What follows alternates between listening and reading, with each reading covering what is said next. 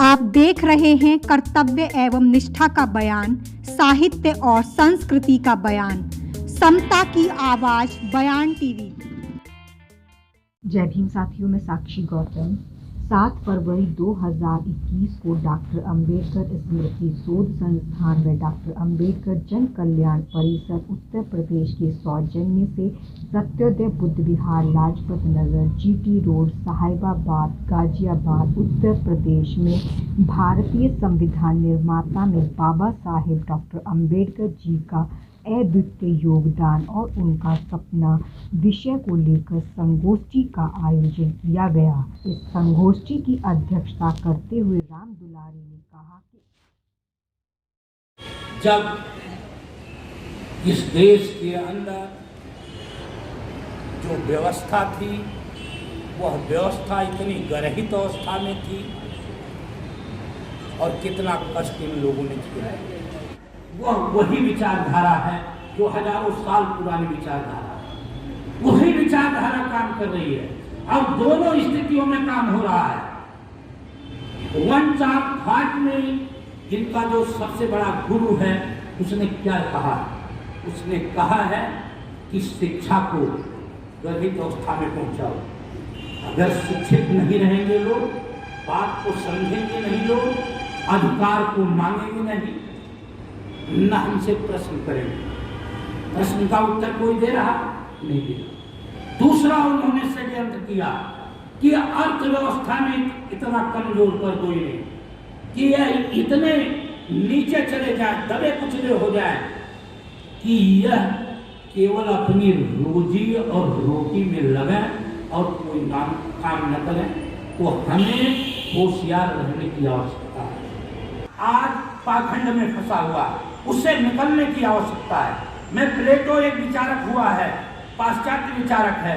उसने कहा है कि अगर व्यक्ति अच्छा हो जाए तो समाज अच्छा हो सकता है, समाज अच्छा हो जाए तो राज्य अच्छा हो सकता है। या ऊपर से भी चलता है वो कि अगर राज्य अच्छा हो जाए तो समाज अच्छा हो सकता है और समाज अच्छा हो जाए तो व्यक्ति अच्छा हो जाए। बाबा साहब डॉक्टर भीमराव अम्बेडकर ने व्यक्ति की ताकत को बढ़ाया है कि व्यक्ति मजबूत होना चाहिए। जब व्यक्ति मजबूत हो जाएगा तो समाज को अपने आप दिशा दे देगा, समाज मजबूत हो जाएगा और समाज जब मजबूत हो जाएगा तो राज्य स्टेट मजबूत हो जाएगा। लेकिन यहाँ पर जो लोग स्टेट में बैठे हुए हैं वो लोग हमारे समाज को हमेशा कमजोर करना चाहते हैं। केवल किसान आंदोलन नहीं है, यह देश की अस्मिता का सवाल है। बाबा साहब डॉक्टर अंबेडकर ने जो हमें दिशा दी है उसका ही सवाल है। तो संविधान की हमें रक्षा करनी है। आज संविधान में सबसे बड़ा खतरा पैदा हो गया। जो आम आदमी है वो हाशिए पर पहुंच गया है। संविधान क्या करेगा? भाई संविधान को संचालित करने वाले अगर खराब लोग हो जाएंगे तो संविधान कैसे बचेगा? संविधान की रक्षा के लिए हम लोगों को कुर्बानी देने के लिए तैयार रहना है। आईएएस बनने के बाद वो अपने समाज को सबसे पहले भूल जाता है। देखिए ना, कोई भी है, मैं आमना सामना करता हूं, ऐसा नहीं है। एक भी आईएएस ऑफिसर आपके बीच में बैठ करके तैयार नहीं है। जब सेवानिवृत्त हो जाता है, पहली बात तो जब वो आईएएस बनता है तो सबसे पहले उसकी चॉइस होती है किसी ब्राह्मण लड़की से शादी करना, दूसरे समाज की लड़की से शादी करना। यदि ये संविधान जो है 6ठी क्लास से पढ़ाया जाता तो देश का हर बच्चा जो है उसके बारे में जानता कि संविधान के अंतर्गत क्या क्या अनुच्छेद है, क्या क्या नियम है, क्या उपनियम है। क्योंकि इस भारतीय संविधान को पढ़ाया कब जाता है? 12वीं क्लास के अंदर पढ़ाया जाता है। 10वीं के बाद ही इसकी जो है, उससे पहले या तो ज्योग्राफी है, हिस्ट्री है या सिविक्स है, सिविक्स के अंदर पढ़ाया नहीं जाता। अगर यदि बाबा साहब को लगाया जाता पाठ्यक्रमों में, यहाँ से ये आवाज जानी चाहिए, आज ये संकल्प लेना चाहिए कि इस बौद्ध विहार से आज हम रमाबाई जी की जयंती के अवसर पर इस बौद्ध विहार में संकल्प लेते हैं कि हम जो है इस सरकार को बाबा साहब का संविधान और रमाबाई जी को पाठ्यक्रमों में लगाए, जिससे कि आने वाली पीढ़ी उनके बारे में जाने। अब देखिए, कोई भी किसी ने समझा ही नहीं। दूसरा जो है संकल्प ये लेना चाहिए यहाँ से, ये जो मेट्रो स्टेशन है, ये मेट्रो स्टेशन बाबा साहब के नाम से राम दुलारे जी लिख लीजिए, या रमाबाई के नाम से जो है मेट्रो स्टेशन का नाम होना चाहिए। आपके सीमापुरी से वहाँ से स्टार्ट हो जाता है दिल्ली, वहाँ से लेकर के गाजियाबाद तक का ये रोड का नाम बाबा साहब या रमाबाई के नाम से होना चाहिए। ये रोड कि संविधान को हम जाने समझें। देखिए, बाबा साहब ने भगवान बुद्ध को पढ़ लिया, कबीर को पढ़ लिया, ज्योतिबा फुले को पढ़ लिया, लाखों किताबों को पढ़ लिया, लेकिन हम लोग बाबा साहब के समाज के लोग एक किताब बाबा साहब के द्वारा लिखी गई, एक संविधान लिखा गया, उसको नहीं पढ़ पाए। ये बड़ा अफसोसजनक विषय है। उसको समझने की, उसको पढ़ने की, उसको आत्मसात करने की जरूरत है आज के युग में। जजों की नियुक्ति का तो सुप्रीम कोर्ट ने क्या किया, इसे आपको समझने की बहुत ज़रूरत है, आपस में चर्चा करने की ज़रूरत है कि आपको कैसे रोका जाता है। तो 1998 में एक कोलिजियम जो आया, ये कोलिजियम पुरुष से प्रभावी हो गया। कोलिजियम में तीन जजों के परामर्श को ऐसा प्रभावी बनाया गया, ये कहा गया कि जो 3 जज परामर्श देंगे इसको बहुमत के आधार पर माना जाएगा। इसके बाद क्या किया, इसके बाद ये किया कि जो परामर्श हम अगर राष्ट्रपति इसको लौटा देता है तो दोबारा अगर हम उससे परामर्श को भेजते हैं तो राष्ट्रपति को मानने की बाध्यता होगी। सोचिए कि मतलब कानून को बनाने का अधिकार सुप्रीम कोर्ट के पास पहुंच गया। कोलिजियम शब्द संवैधानिक नहीं है, संविधान में कोलिजियम की कोई व्यवस्था नहीं है, लेकिन सुप्रीम कोर्ट कानून बना रहा है। सुप्रीम कोर्ट कोई भी रूल पास करता है, संविधान के 41, 141, 42, 43 में आप पढ़ेंगे, ये कहा गया है कि सुप्रीम कोर्ट कोई भी रूलिंग पास करेगा संविधान से हटकर नहीं करेगा। जो भी रूलिंग और कानून का रास्ता निकलेगा वो संविधान से निकलेगा। लेकिन आपको समझना पड़ेगा कि अगर सुप्रीम कोर्ट अपनी मनमानी करता है तो सरकार को ये पूरी पावर है कि जजों को हटा सकता है, लेकिन सुप्रीम कोर्ट का तार सरकार से जुड़ा हुआ है और सरकार मनमानी करती है तो सुप्रीम कोर्ट रोक सकता है, लेकिन ऐसा नहीं करता है। संविधान कितना भी खराब हो, उसके चलाने वाले अच्छे हैं तो वही संविधान अच्छा बन जाता है, और संविधान अच्छा हो, चलाने वाले खराब हैं तो वही संविधान, यानी वाइस वर्सा है कि अच्छा संविधान है, चलाने वाले खराब हैं तो संविधान का कोई महत्व नहीं है, और संविधान बुरा है, चलाने वाले अच्छे हैं तो वही संविधान अच्छा बन जाता है। जैसा कि ब्रूटस को भी जुडिशरी में कहा गया कि कमी ब्रूटस गिरोह में नहीं है बल्कि तुम में है। संविधान में कमी नहीं है, कमी हम में है। संविधान में बहुत कुछ है, हमें हर तरीके की स्वतंत्रताएं दी गई हैं, लेकिन सबसे बड़ी स्वतंत्रता जो है, समता, समानता, स्वतंत्रता से बढ़कर भी समानता है कि राइट टू डिग्निटी। जिस व्यक्ति की अपनी इज्जत ही नहीं है, अपना यही नहीं समझ रहा कि मेरे साथ अच्छा बुरा क्या हो रहा है, तो मैं समझता हूं कि संविधान पढ़ने का कोई फायदा नहीं है। अपने लेटर जब लिखे हैं रमाबाई को 1930 और 1921 में बाहर प्रदेश से, किन परिस्थितियों में उन्होंने बाबा साहब का साथ दिया था, खाने को कपड़े नहीं थे, उनके लेटर पढ़ते समय, उनकी चीजों को पढ़ते समय हमारे आंखों में आंसू आते हैं। एक 9 साल की उम्र में रमाबाई की शादी जब बाबा साहब से होती है साथियों, और उसके बाद ही 1935 तक बाबा साहब के साथ रहती हैं 27 साल, 27 साल में रमाबाई ने सुख तो अनुभव किया ही नहीं, सारा दुखों का भंडारा। और साथियों, अपनी 4 औलादें हमारे समाज के ऊपर कुर्बान की। बाबा साहब को पढ़ने में कहीं भी लेस मात्र भी उन्होंने रुकावट नहीं की।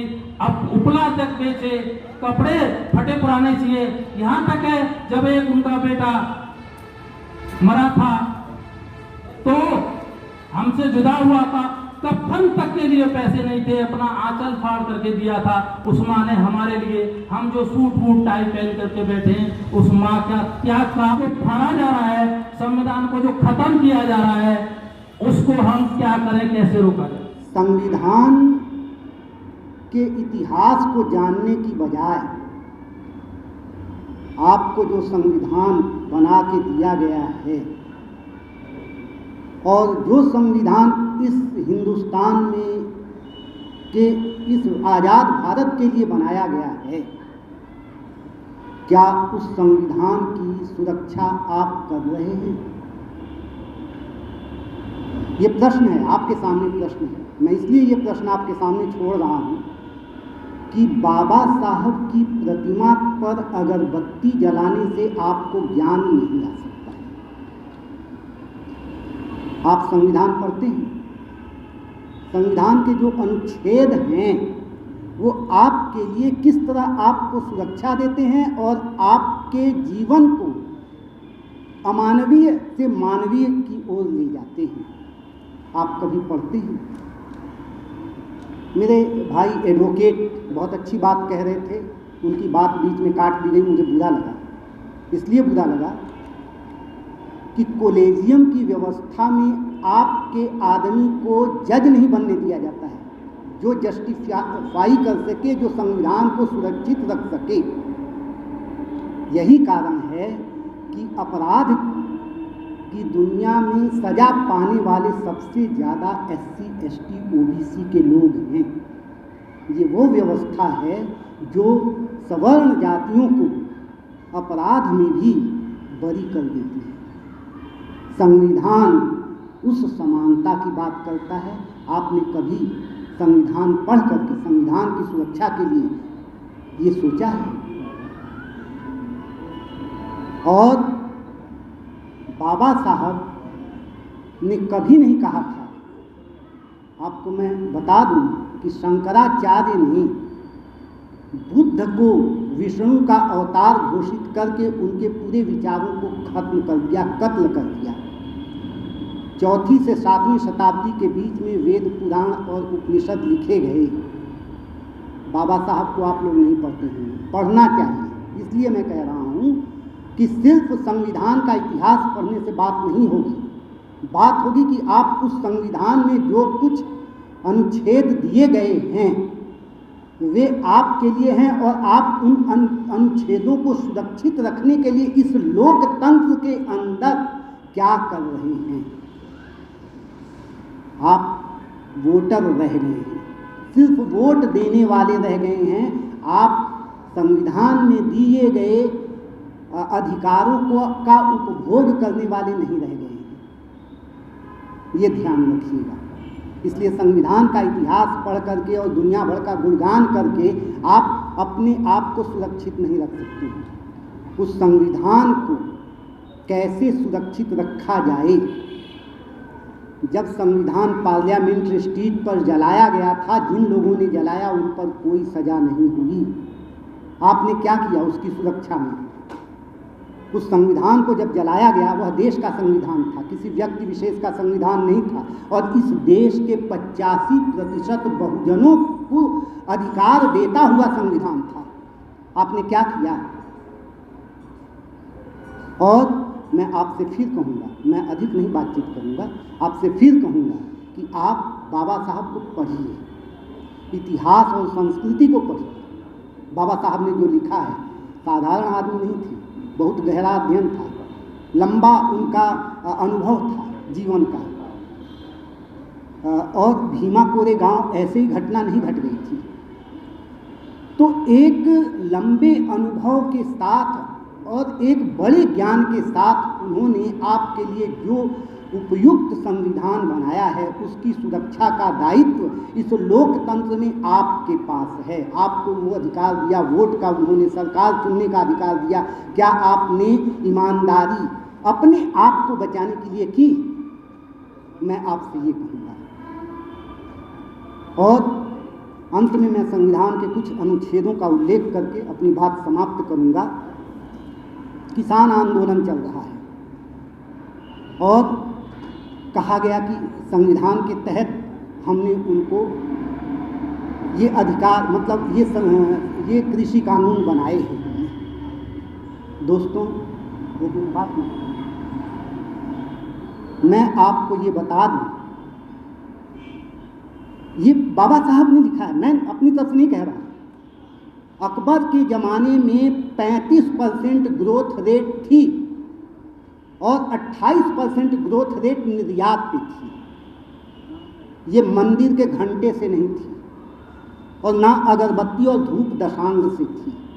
ये हिंदुस्तान की कर्मकर जातियों की वजह से थी। संपत्ति के अधिकार की बातचीत की जा रही थी, उसको खत्म इसीलिए किया कि आप इस देश की अर्थव्यवस्था का 94% देने वाले लोगों में से हैं और ये जीडीपी मनमोहन सिंह की सरकार ने दिया था आपके सामने। ये संविधान प्रदत्त अधिकार था, आपने सुरक्षित रखा उसको। आप संविधान का इतिहास पढ़ने चले हैं कि कैसे बना, ऐसे बना दिया, वैसे बना दिया। इससे हमें क्या मिलने वाला है? जिस आदमी ने बनाया वो इसलिए थोड़ी बनाया कि हम उसका इतिहास, उसने इसलिए बनाया कि हम इसे सुरक्षित रखें और अपने आप को बचाएं, इसलिए बनाया उसने। आपने क्या किया? और असंगठित क्षेत्र, संगठित क्षेत्र, सर यहाँ बैठे हुए हैं राम दुलारे यादव।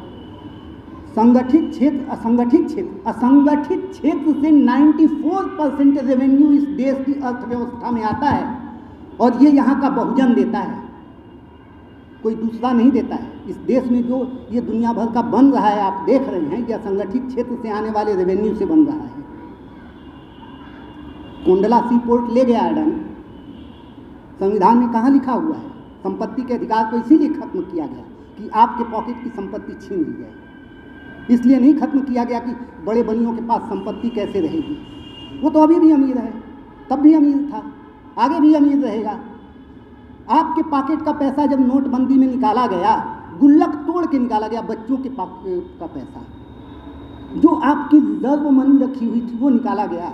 तो आप संविधान से को बचाने के लिए क्या कर रहे थे? उस समय संविधान की सुरक्षा आपने क्यों नहीं की? किसान कर रहे हैं। किसान इसलिए कर रहे हैं कि 1990 की 7वीं अनुसूची में 3 अनुसूचियाँ बनी सर, और उस 3 अनुसूची में राज्य की अनुसूची के अंतर्गत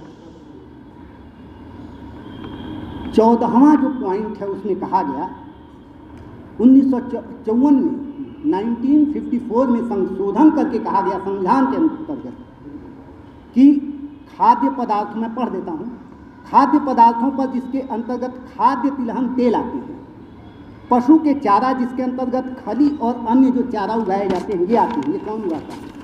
बामन उगाने जाता है कि ठाकुर उगाने जाता है कि बनिया उगाने जाता है? कोई भी कच्चा कपास, कच्चे जूट, इन पर जो है वो राज्य सरकार का अधिकार होगा। ये संविधान में लिखा हुआ है और वे उसके लिए लड़ रहे हैं। संविधान के इस अनुच्छेद को बचाने के लिए वे लड़ रहे हैं। आप क्या कर रहे हैं? संविधान का इतिहास पढ़ने आए हैं। आपको अपने अधिकारों को, जो बाबा साहब ने इतनी मेहनत से बनाया, वो अधिकार आपको जो उन्होंने दिए उसकी सुरक्षा का दायित्व तो आपको है और आपको उसे बचाना है। और आप अपनी ईमानदारी से उसको नहीं बचा पाते हैं तो आप अपने साथ नहीं, उन पूर्वजों के साथ अन्याय कर रहे हैं। आपके अपने बयान टीवी चैनल को लाइक, शेयर के साथ सब्सक्राइब करने के बाद घंटी का बटन दबाना न भूलें। जाते जाते अपनी कीमती राय कमेंट्स बॉक्स में जरूर लिखें।